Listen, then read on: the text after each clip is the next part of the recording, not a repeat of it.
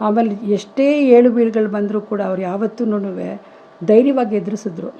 ಇವತ್ತಿನ ನಾವು ಹೆಂಗಸರುಗಳು highly qualified ಇರ್ತೀವಿ, ಫೈನಾನ್ಷಿಯಲ್ ಇಂಡಿಪೆಂಡೆಂಟ್ ಇರುತ್ತೆ, ಬಟ್ ಸ್ಟಿಲ್ ಅವ್ರ ಮನೇಲಿ ಮ್ಯಾನೇಜ್ ಮಾಡೋಕ್ಕೆ ಗೊತ್ತಿರಲ್ಲ. ಅವ್ರ ಮಕ್ಕಳನ್ನ ಯಾವ ರೀತಿ ಬೆಳೆಸಬೇಕು, ಯಾವ ಸಂಸ್ಕಾರದಿಂದ ಬೆಳೆಸಬೇಕು ಅಂತ ಗೊತ್ತಿರಲ್ಲ.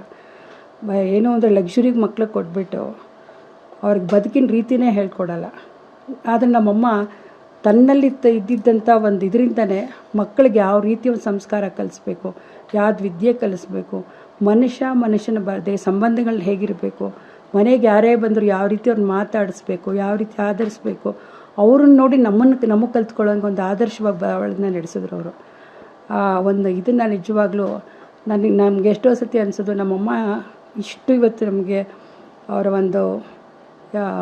ಅವರ ಅಂತಿಮ ಯಾತ್ರೆಯಲ್ಲಿ ನಾವು ನಿಜವಾಗ್ಲೂ ಅಂದ್ಕೊಂಡಿರಲಿಲ್ಲ ಅವ್ರು ಗಳಿಸಿದ್ದು. ಬಟ್ ನಮ್ಮ ಊರ ಕಡೆಯವ್ರು ಹೇಳೋರು, ಚೆನ್ನಮ್ಮನವ್ರ ಕೈಯಲ್ಲಿ ಒಂದು ಕಪ್ ಕಾಫಿ ಕುಡಿದರೆ ಪಾಪಿಗಳನ್ಸುತ್ತೆ ಹಾಸನ ಜಿಲ್ಲೆನಲ್ಲಿನವರು. ಅದನ್ನು ಕಣ್ಣಲ್ಲಿ ನೋಡಿಬಿಟ್ವಿ ನಾವು.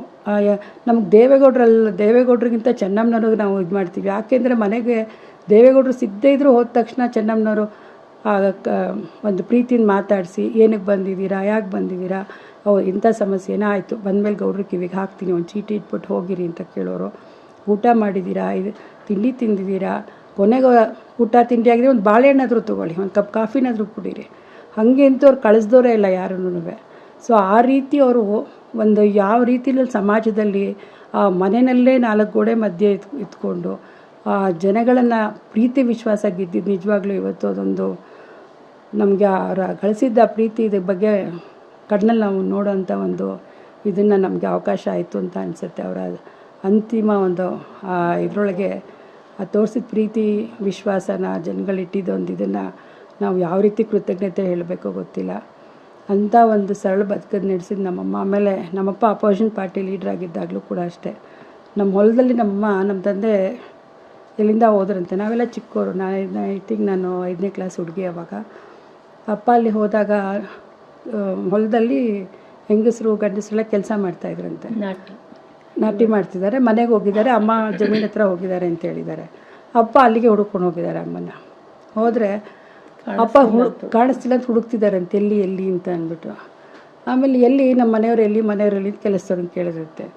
ಅಯ್ಯೋ ಗೌಡ್ರೆ ನೋಡಿ ಅಲ್ಲಿ ನಿಮ್ಮ ಇವ್ರನ್ನ ಅಲ್ಲಿ ಅವರು ಭತ್ತ ನಾಟಿ ಮಾಡ್ತಾಯಿದ್ದಾರೆ ಅಂತ ತೋರಿಸಿದಂತೆ.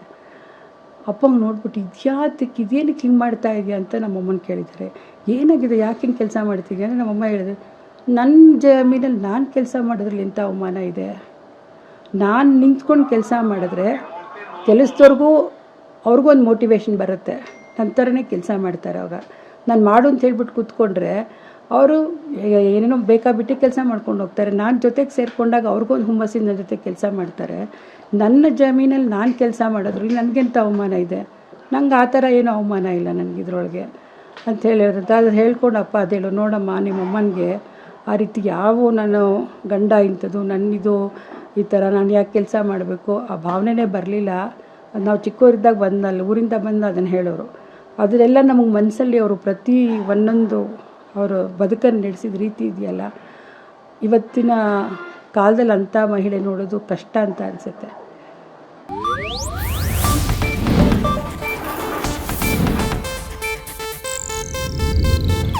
ಇದು ಏಷ್ಯಾನೆಟ್ ನ್ಯೂಸ್ ನೆಟ್ವರ್ಕ್ ಪ್ರಸ್ತುತಿ.